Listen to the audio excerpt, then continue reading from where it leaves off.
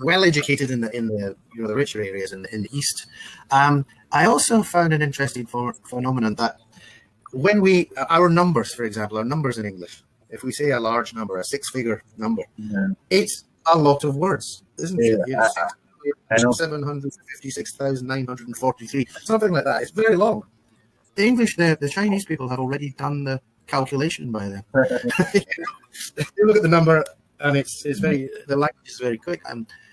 I noticed that I was watching a Chinese, well, actually Taiwanese, but still in Mandarin, drama on television, or trying to watch it.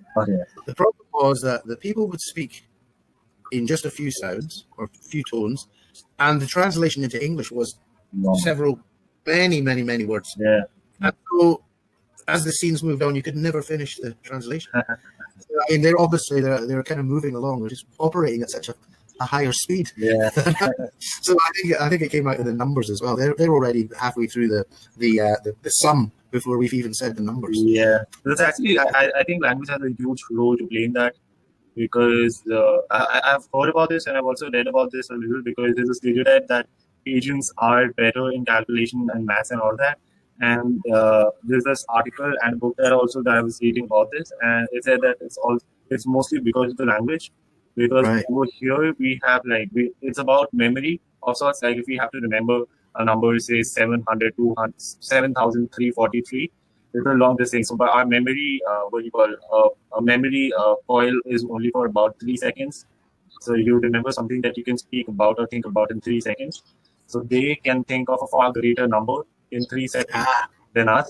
So we can so Asian people, so they can do calculations much faster because they can remember a longer series of numbers.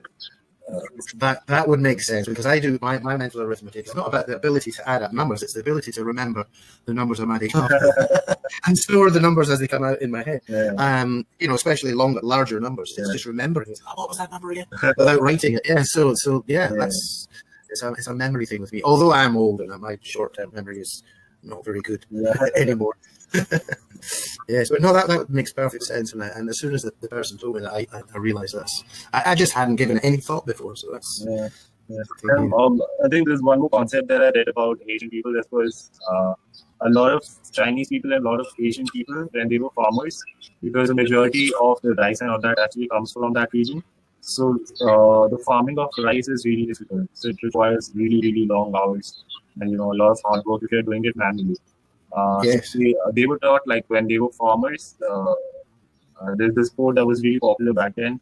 It was called, like, if you can wake up before the sun 365 days or 365 days a year, that person never goes to bed hungry, because it's really hard working. So the mental mindset was that if you want to thrive, you need to really work hard. So and it's been inculcated in their kids like from the very beginning. So that's why they are really hardworking as well. Okay. Now talking of rice in this country, the Philippines was known as the rice bowl of Asia, or at least Eastern Asia or Southeast Asia certainly. And it used to supply rice to everybody. Now we have to import rice. It's kind of terrible. So people are still planting rice in using a water buffalo and a plow here, and hand planting each shoot and harvesting by hand in many cases. So I don't think young people want to do that anymore. So they're leaving. They're running away to the big cities. Unfortunately, they're not finding any work. So that's the problem. I think because there's just so much opportunity